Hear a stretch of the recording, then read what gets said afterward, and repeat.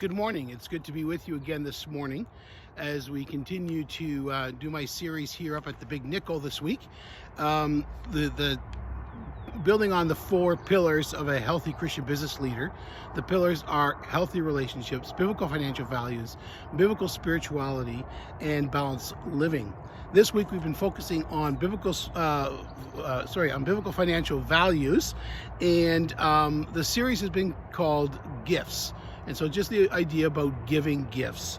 And on Monday, we talked about God being the giver of all good gifts. On Tuesday, we talked about the fact that even small gifts, we might think they're small, we might think they're not significant, and yet Jesus says that that's what separates those who truly are followers of His and those who are simply people who want to be religious.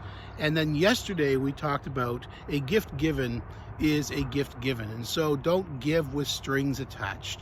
And if someone gives you a gift with strings attached, maybe it's a good idea to just give that gift back. Today we're going to talk about give the gift you promised. Okay, so if you're making promises, then give that gift. Have you ever had someone promise you a gift only to have them either forget about the gift or just change their mind about whether they're going to give it to you or not? Have you ever promised a gift to someone only to not follow through with that promise? Well, in Proverbs chapter 25, verse 14, Solomon wrote these words: "Like clouds and wind without rain is a man who boasts of a gift he does not give." So he boasts of it. He says, "I've got it. I'm going to give it to you," but then he doesn't give it. See, if you need rain and the sky starts to develop clouds and it looks like it's going to rain, but it doesn't rain, what good is that? We have all had times that we make promises that we just end up not being able to keep, and we recognize that. And there's a difference there between what Proverbs is talking about. That I've made promises over the years, and from time to time it's like, you know what? I'm sorry, guys, but I'm just not going to be able to do that. And that happens. And that happens in family life. That happens in business. Things like that can happen, and we recognize that. But that is not, again, what he's talking about here. What Solomon is getting at is someone who is, in essence, a promise breaker. This is a person who is always making promises but never intends to keep them. Always making promises but never really keeping them. Always making promises but always finding an excuse to not follow through with the promises they make. Now, again, we all have moments when we made a promise that we probably shouldn't have made, and we have to apologize for it afterwards. That's different than someone who simply is a person who is making promise after promise after promise and breaking promise after promise after promise. I'll give you this, but then they never follow through.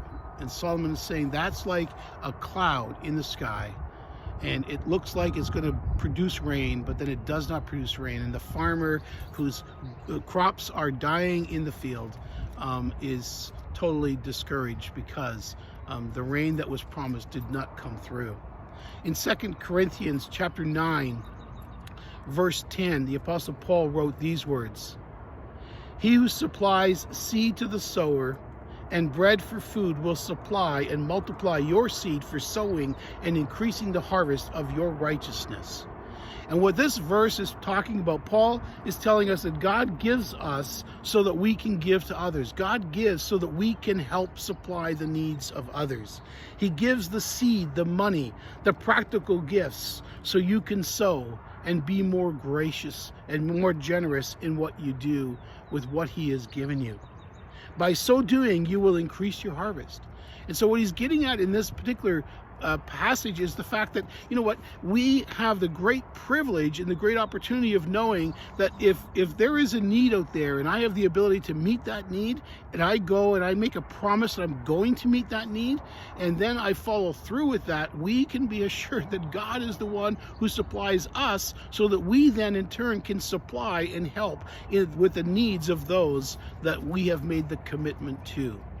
And so I want to encourage you again, if you're going to make a commitment, if you're going to make a promise, Sometimes churches will do this when it comes to offerings. They'll have people write on a piece of paper what they promised to give over the next year so that the church can plan their budget for the next year. Well, if you make a promise to that, if you make a promise to, say KFM, or, you make a promise to your local Christian radio station, and you do that, I want you to recognize the significance of following through with that promise. If you make a promise to a charitable organization, follow through with your promise. If you make a promise to your friend, if you make a promise to your child, if you make a promise to your spouse, follow through with the promise. And know that God will supply your needs, and He will supply. I know I've experienced this in my own life as well. So today, as you go about your day, take care what gifts you promise. Take care what gifts you promise. And then keep your promise. May the Lord bless you. Have a great day, and I'll see you again tomorrow morning.